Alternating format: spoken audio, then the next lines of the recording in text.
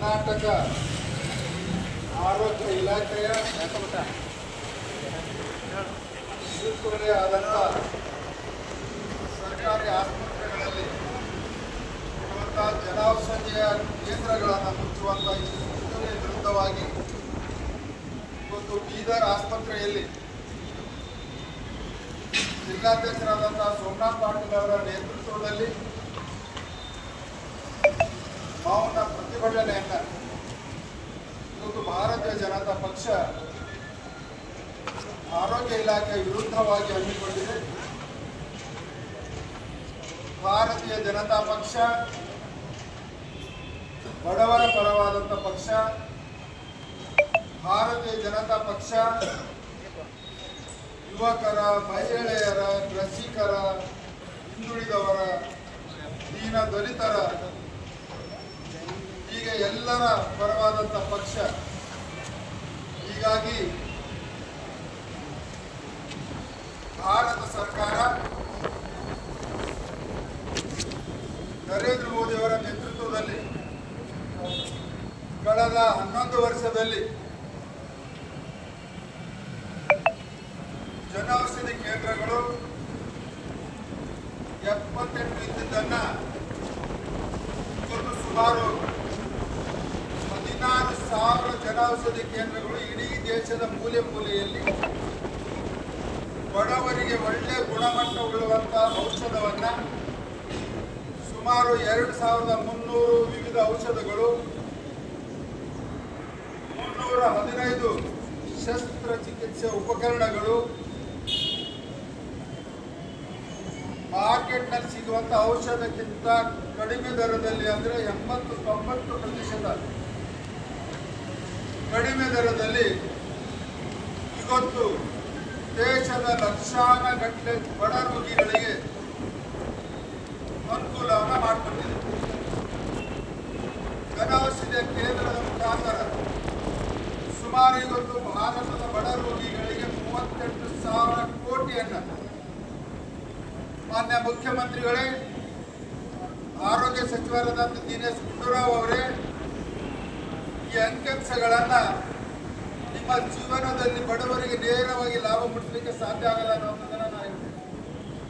38,000 ಕೋಟಿ ಇವತ್ತು ಬಡವರಿಗೆ ಲಾಭವನ್ನು ಆಗ್ತದೆ.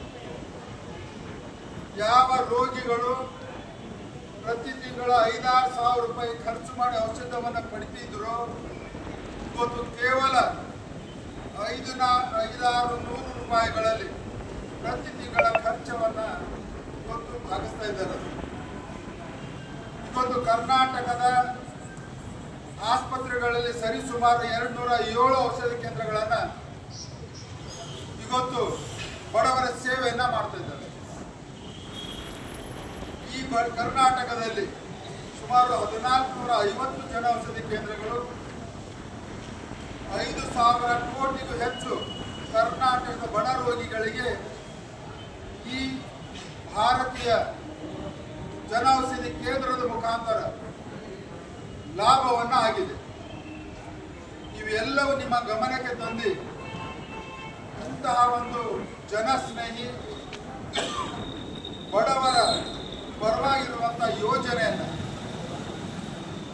ಕರ್ನಾಟಕದ ಬಡ ರೋಗಿಗಳಿಗೂ ನಿಮ್ಮ ಪ್ರಶ್ನೆಯನ್ನ ಮಾಡ್ತಾ ಇದ್ದಾರೆ. ಜನೌಷಧಿ ಕೇಂದ್ರಗಳ ಮುಚ್ಚುವುದಕ್ಕೆ ಏನು ಕಾರಣವನ್ನ ಇದೆ?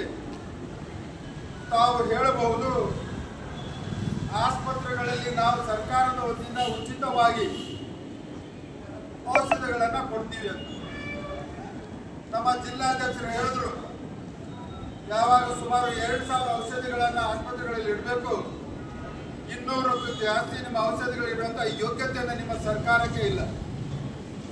ಹೀಗಾಗಿ ನಿಮ್ಮ ಯೋಗ್ಯತೆ ಇಲ್ಲದರೂ ಕೂಡ ಬಡ ರೋಗಿಗಳು ಕಡಿಮೆ ಖರ್ಚಿನಲ್ಲಿ ಜನೌಷಧಿಯ ಕೇಂದ್ರಗಳ ಮುಖಾಂತರ ಔಷಧಿಯನ್ನು ಪಡೆದು ತಮ್ಮ ರೋಗವನ್ನು ಗುಣವನ್ನು ಪಡಿಸ್ಕೊಳ್ತಾ ಇದ್ದಾರೆ. ಆದರೆ ಇಷ್ಟಕ್ಕೂ ಕೂಡ ನಿಮಗೆ ಬಡವರ ಏಳಿಗೆ ಸಹಿಸಲಿಕ್ಕೆ ಆಗ್ತಾ ಇಲ್ವಾ? ಮುಚ್ಚಲಿಕ್ಕೆ ಏನು ಕಾರಣ? ಇವತ್ತು ಜನೌಷಧಿ ಕೇಂದ್ರಗಳು ದಿನ ದಿನಕ್ಕೆ ಹೆಚ್ಚಾಗ್ತಿರ್ಲಿಕ್ಕೆ ಇದು ಸ್ಪಷ್ಟವಾಗಿ ಹೇಳ್ತದೆ. ನರೇಂದ್ರ ಮೋದಿ ಅವರ ನಿಯತ್ತಿನ ಈ ಕೇಂದ್ರಗಳು ಬಡ ರೋಗಿಗಳಿಗೆ ಒಳ್ಳೆ ರೀತಿಯಲ್ಲಿ ಔಷಧಗಳನ್ನು ಒದಗಿಸ್ತಾ ಇದ್ದಾವೆ. ಬಡವರ ಹಣ ಉಳಿತಾಯ ಆಗ್ತಾ ಇದೆ. ಅದಕ್ಕೆ ದಿನನಿತ್ಯ ಜನರ ಮಧ್ಯದಲ್ಲಿ ಇದರ ಜನಪ್ರಿಯತೆಯನ್ನು ದಿನ ದಿನ ಹೆಚ್ಚಾಗ್ತಾ ಇದೆ. ತಾವುಗಳು ಇವತ್ತು ಜನೌಷಧಿ ಕೇಂದ್ರಗಳ ಮೇಲೆ ನರೇಂದ್ರ ಮೋದಿಯವರ ಭಾವಚಿತ್ರ ಇದೆ ಅನ್ನುವಂಥ ಹೊಟ್ಟೆ ಕಿಚ್ಚಿನಿಂದ ಮೋದಿ ಸರ್ಕಾರಕ್ಕೆ ಇದ್ರ ಸಂಪೂರ್ಣವಾದಂತಹ ಶ್ರೇಯಸ್ಸು ಹೋಗ್ತದೆ ಅನ್ನುವಂತಹ ಹೊಟ್ಟೆ ಕಿಚ್ಚಿನಿಂದ ಮತ್ತು ಬಡ ರೋಗಿಗಳು ಇವತ್ತು ಅದರ ಲಾಭ ಪಡೆದುಕೊಳ್ತಾ ಇದ್ದಾರೆ ಅನ್ನುವಂತಹ ಹೊಟ್ಟೆ ಕಿಚ್ಚಿನಿಂದ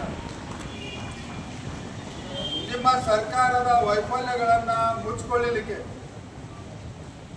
ನಿಮ್ಮ ಯೋಗ್ಯತೆ ಇಲ್ಲಂತ ಆಡಳಿತವನ್ನ ಮುಚ್ಚಿಕೊಳ್ಳಲಿಕ್ಕೆ ಇವತ್ತು ಇಂತಹವನ್ನ ಕೃತ್ಯವನ್ನ ಮಾಡ್ತಿರುವುದು ಅಕ್ಷಮ್ಯ ಅಪರಾಧ. ಬಡ ರೋಗಿಗಳ ಶಾಪವನ್ನ ನಿಮಗೆ ಮತ್ತು ನಿಮ್ಮ ಸರ್ಕಾರಕ್ಕೆ ಸಂಪೂರ್ಣವಾಗಿ ತರ್ತದೆ ಅನ್ನುವುದರಲ್ಲಿ ಎರಡು ಮಾತಿಲ್ಲ. ಅದಕ್ಕಾಗಿ ಬಡವರ ಪರವಾದಂಥ ಈ ಯೋಜನೆಯನ್ನು ಬಂದ್ ಮಾಡಬಾರ್ದು ಅಂತ ಇವತ್ತು ಭಾರತೀಯ ಜನತಾ ಪಕ್ಷ ಇಡೀ ಕರ್ನಾಟಕದಲ್ಲಿ ಕಪ್ಪು ಪಟ್ಟಿಯನ್ನು ಧರಿಸಿ ಶಾಂತಿ ರೀತಿಯಲ್ಲಿ ಪ್ರತಿಭಟನೆ ಮಾಡ್ತಾ ಇದ್ದೀವಿ. ದಯಮಾಡಿ ಬಡವರ ಪರವಾದಂಥ ಯೋಜನೆಯನ್ನು ಯಾವುದೇ ಕಾರಣಕ್ಕೆ ಸರ್ಕಾರಿ ಆಸ್ಪತ್ರೆಗಳ ಕೇಂದ್ರಗಳನ್ನು ತಾವು ಮುಚ್ಚಬಾರದು. ಯಥಾವತ್ತಾಗಿ ಇವತ್ತು ಸುಮಾರು 207 ಕುಟುಂಬಗಳಿಗೆ, ಕೇವಲ 207 ಅಲ್ಲ, 1 ಜನೌಷಧಿ ಕೇಂದ್ರಗಳಲ್ಲಿ ಸರಾಸರಿ 3 ರಿಂದ 4 ಜನ ಕೈಗೆ ಕೆಲಸವನ್ನ ಸಿಗ್ತದೆ. 1000ಕ್ಕೂ ಹೆಚ್ಚು ಕುಟುಂಬಗಳು ಇವತ್ತು ಬೀದಿ ಪಾಲಾಗ್ತವೆ. 1000 ಜನರು ನಿಮ್ಮ ಉದ್ಯೋಗ ಕೊಡುವಂತ ಯೋಗ್ಯತೆ ಇಲ್ಲ ನಿಮ್ಮ ಸರ್ಕಾರಕ್ಕೆ. ಆದರೆ 1000 ಜನರ ಹೊಟ್ಟೆಪಾಡಿನ ಉದ್ಯೋಗವನ್ನ ಕಸಿದುಕೊಳ್ಳಿಗೆ ನಿಮಗೆ ಯಾವುದೇ ಹಕ್ಕು ಕೂಡ ಇಲ್ಲ ಪ್ರಜಾಪ್ರಭುತ್ವದಲ್ಲಿ. ಆ ಕಾರಣಕ್ಕಾಗಿ ಈ ಯೋಜನೆಯನ್ನು ಯಥಾವತ್ತಾಗಿ ಮುಂದುವರಿಸಬೇಕನ್ನುವಂಥದ್ದನ್ನು ಹೇಳ್ತೀನಿ. ಮತ್ತೆ ನೀವು ಹೊರಡಿಸಿದಂತಹ ಸರ್ಕಾರದ ಸುತ್ತೋಲೆಗೆ ಧಿಕ್ಕರಿಸ್ತೀವಿ. ಕಾಂಗ್ರೆಸ್ ಸರ್ಕಾರಕ್ಕೆ, ಕಾಂಗ್ರೆಸ್ ಸರ್ಕಾರಕ್ಕೆ, ಮುಖ್ಯಮಂತ್ರಿ ಸಿದ್ದರಾಮಯ್ಯನವರಿಗೆ, ಆರೋಗ್ಯ ಸಚಿವರಾದಂಥ ದಿನೇಶ್ ಗುಂಡೂರಾವ್ ಅವರಿಗೆ, ಆರೋಗ್ಯ ಸಚಿವರಾದ ದಿನೇಶ್ ಗುಂಡೂರಾವ್ ಅವರಿಗೆ, ಜನೌಷಧಿ ಕೇಂದ್ರಕ್ಕೆ, ಜನೌಷಧಿಯ ಕೇಂದ್ರಕ್ಕೆ, ನರೇಂದ್ರ ಮೋದಿ ಅವರಿಗೆ